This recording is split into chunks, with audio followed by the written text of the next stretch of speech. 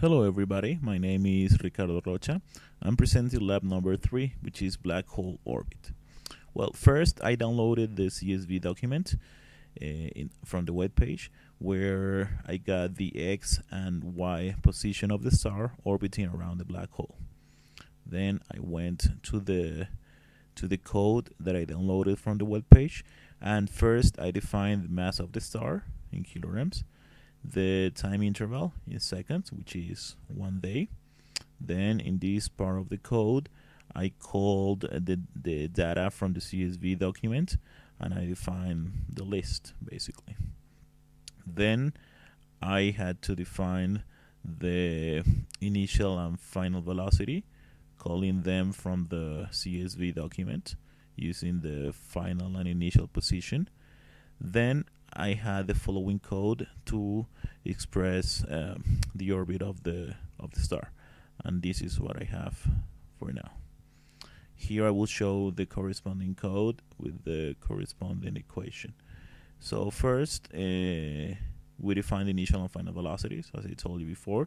Then I define the initial and final momentum, which is basically the mass of the star times the corresponding velocity.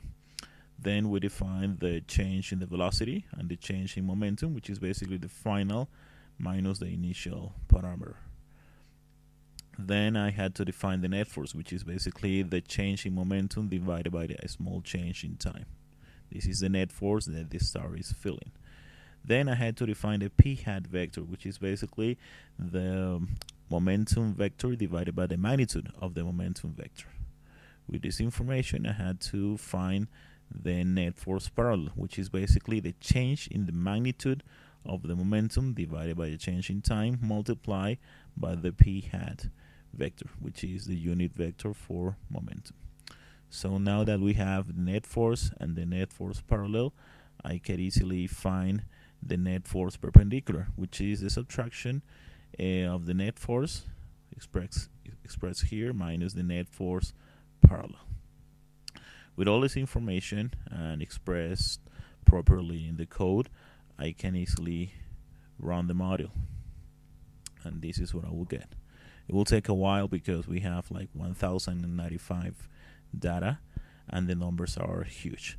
But here we can see in the red arrow the net force parallel, here in the blue arrow the net force perpendicular, and here on the yellow arrow the net force.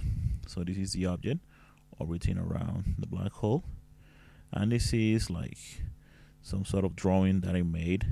Here could be the star, here could be the black hole. We can see that the star is going far away from the black hole, maybe approaching to the aphelion, which is the most distant part of the star in an elliptical orbit from the focus, which is in this case the black hole. Then I took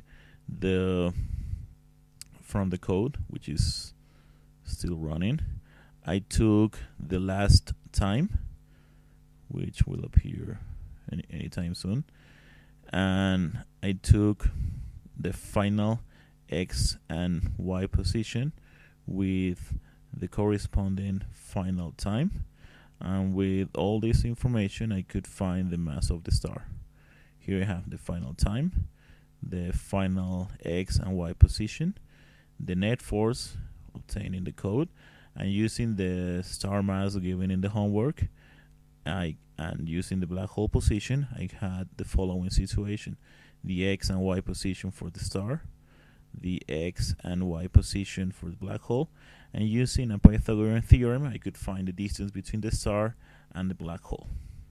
Then, using the Newton's gravitational theory, the net force is equal to the gravitational constant multiplied by the two masses divided by the square of the distance. Here I could easily find the mass of the black hole, which is 3.18 times 10 to the 31. This perfectly matches with the result in the homework. Now I will answer the questions expressed here. The first question says that if I could tell the difference between net force perpendicular parallel and net force with the change in momentum divided by the change in time. I can say that these two things are pretty much the same. The change in momentum in a change in time, it doesn't matter if it's perpendicular or parallel or the net one, are the same to the net for the perpendicular, parallel, and the net one. Then the second question says that if the trajectory remains the same and we change the black hole with something, with another black hole of a different mass, I could tell the difference. So the answer for this is that, well, there's no way that I have a different mass for a black hole if I want to keep the same trajectory and keeping the black hole in the same location. So the answer for this is that it won't change because all the data will be the same here in this equation. Well, I hope you like my video. Thank you for your attention.